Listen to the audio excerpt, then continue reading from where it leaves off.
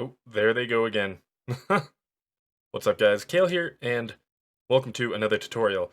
Now, villagers are annoying, but it is important to have a good and reliable villager breeder, such as this one. This is actually based off of a design by Impulse. Link to his video in the description. But a quick rundown if you don't know how these work. Basically, we have our farming villager in here, which farms either potatoes or carrots. After a while, they build up an excess amount of potatoes or carrots and run over here to these villagers, throw their excess food to them, and then they breed. And then usually you have a water system to escort the baby villagers away into some other area, such as your trading hall. Alright, these are all of the materials you're going to need for this villager breeder. You're going to need quite a bit of dirt for the farmland, some lighting blocks. I'm using jack-o'-lanterns. You can also use glowstone, sea lanterns, or shroomlight. 4 beds, a composter, some carrots. If you don't quite have enough carrots to plant in the dirt right away, if you wait for them to grow, of course you can get more carrots that way. You need 8 stairs, 16 trapdoors, some water, and then optionally, to see on the side, some building blocks, some slabs. You will need 1 fence post, and of course 3 villagers to start it off. Alright, we're going to start with the farm portion of this, and you're going to want to build this up 6 blocks in the sky. So 1, 2, 3, 4, 5, 6, and on the 6th one is where you're going to want to place your first bucket of water. And what I like to do for this part is just take a slab, put your composter on top, and then your lighting block. That way the villager isn't trying to jump up on top of this composter and trampling this farmland. And then from here, you're going to want to build 4 blocks out from each side of the composter. And then fill in these corners so that they meet up. And now, if you want, you can go ahead and till this so that it is all farmland.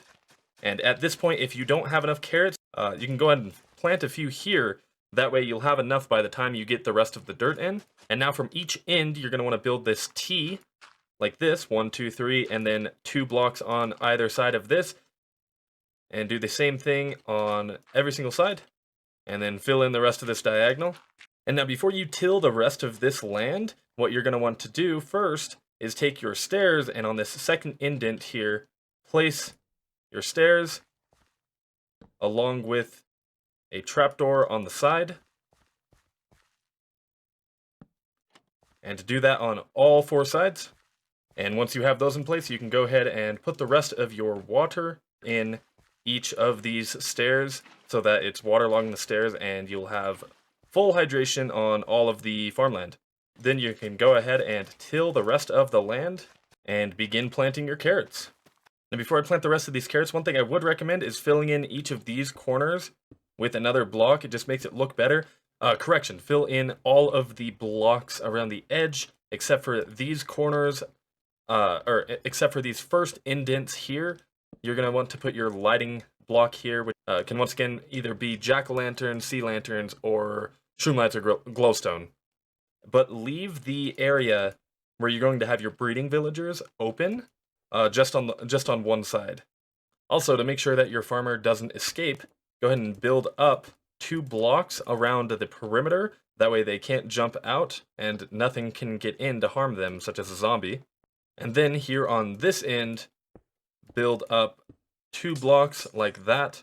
Now, while you do this next part, you can have your farmer villager in here. Now, while he maybe finishes farming, or finishes planting some carrots for us, you're going to want to take some temporary blocks and build 2 blocks out, leave the gap there, and then build 1 block on top of it and 1 block below it so that you have 3 like this.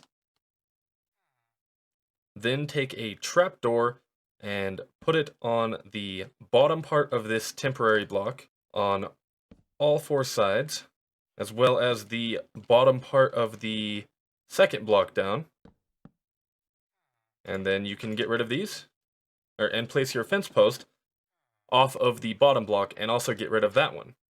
Now take some slabs and put them on the bottom side of this fence post, and take your 4 beds and place them on top of the slabs so that the pillows look like this, no matter which side you look at it from.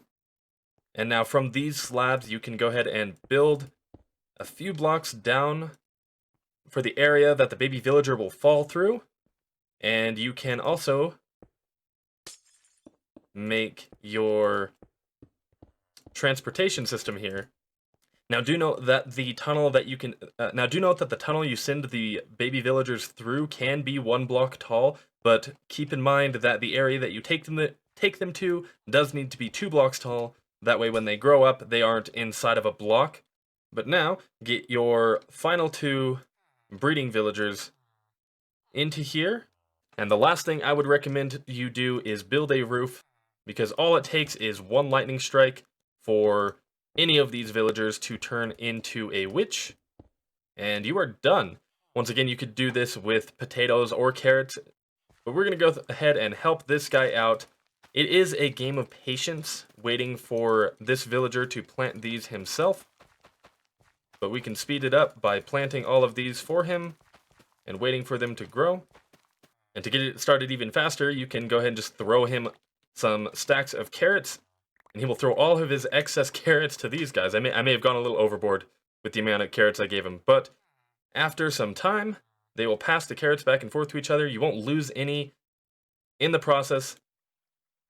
And all of the baby villagers, once they spawn in, will flow through here and end up wherever you need them. Whether it's your villager trading hall or another farm, they are there ready for you to use once they grow up. Oh, and last but not least, don't forget to build a roof above our farmer villager as well, because we don't want him turning into a witch either. Anyway, I hope that this video has been helpful. If it has, and you build it in your own world, be sure to let me know in the comments down below.